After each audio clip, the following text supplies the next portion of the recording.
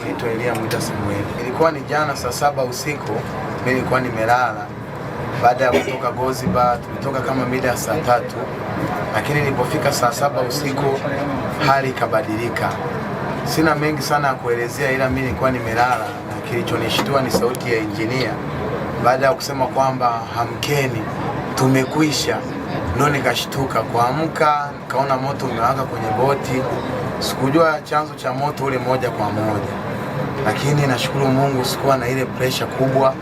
Nilichokifanya niliangalia sehemu ambapo maboya yalipo na kuchukua boya langu na kuona wengine wameshaanza kudumukia kwenye maji, na mimi nikadumukia kwenye maji. Lakini kingine pia ningeweza kuwashukuru TASAC kwa sababu kuna kipindi walituchukua vijana wa Mwaloni hapa, wakaenda wakatufundisha kuogelea kutumia maboya.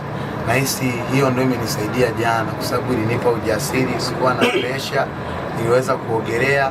Na mpaka ambapo walikuja wale wavuvi ambao wanavua dagaa ndani ya Ziwa Victoria, wakatuokoa kwa muda huo na kutupeleka kisiwani.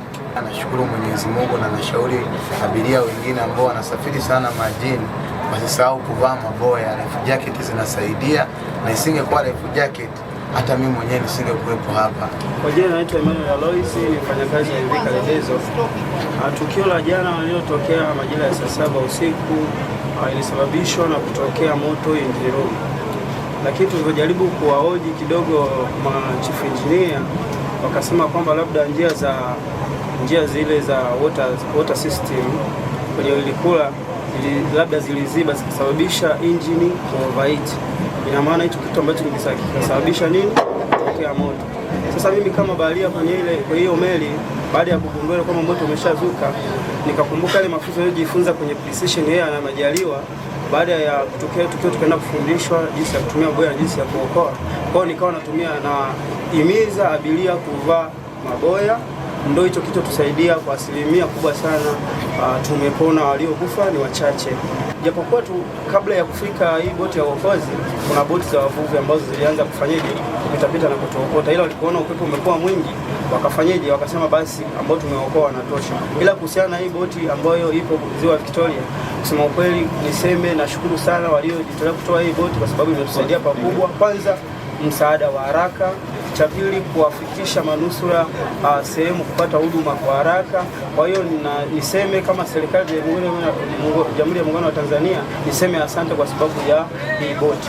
Mimi kwa jina naitwa Paul Andrew Msokwa, ni kaimu afisa mfawizi wa ofisi ya TASAC Mwanza.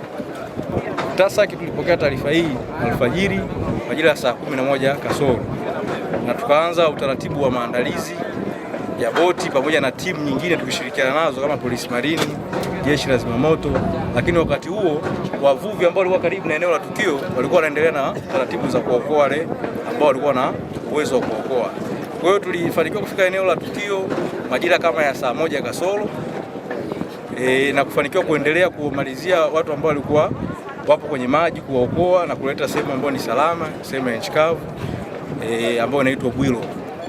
Kwa hiyo kwa awamu ya kwanza waliokolewa watu 33 ambao walipelekwa Bwilo, na baadaye wengine wakaokolewa watu 14 ambao walipelekwa kisiwa cha Liamwenge ambao kipo jirani na Kunene.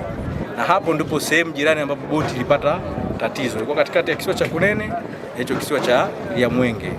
Kwa hiyo watu hao wote baadaye tukawakusanya wote kwa pamoja kwa kutumia boti hii pamoja na boti ya polisi marini, tukawapeleka Bwilo, ikiwa wale ambao waliokolewa awali 33 walikuwa washakimbizwa hospitali ya wilaya na Nasio. Katika zoezi zima la uokoaji kwenye chombo tulikuwa na abiria 36 na vibarua au watendakazi wale makuli wa kubeba mizigo walikuwa 10, na 4 walikuwa ni mabaharia akiwa na nahodha kati yao. Kwa hiyo ukijumlisha hapo haraka utapata idadi ya abiria au watu ambao walikuwa kwenye chombo ni 50. Na mpaka sasa tumeokoa watu 48 wazima, ambapo 15 tumekuja nao hapa Mwaloni, tumewashusha wakiwa na afya nzuri na nyewe mmeona. Na watu wengine waliosalia kwenye 48 walizungushwa kwenda wilayani kwa ajili ya vipimo zaidi na kupangiwa usafiri mwingine, kwa sababu wengine walikuwa wanaenda maeneo ya jirani kwa Nasio. Kwa hiyo katika zoezi zima la uokoaji tumefanikiwa kuokoa watu 48, lakini watu 2 walipoteza maisha, ambaye mmoja ni mtoto anakaribiwa kuwa na miaka 10 na mwingine ni mtu mzima anakaribiwa kuwa na miaka 60 mpaka 70. Kwa hiyo kwa sasa hiyo ndio taarifa ambayo tunayo.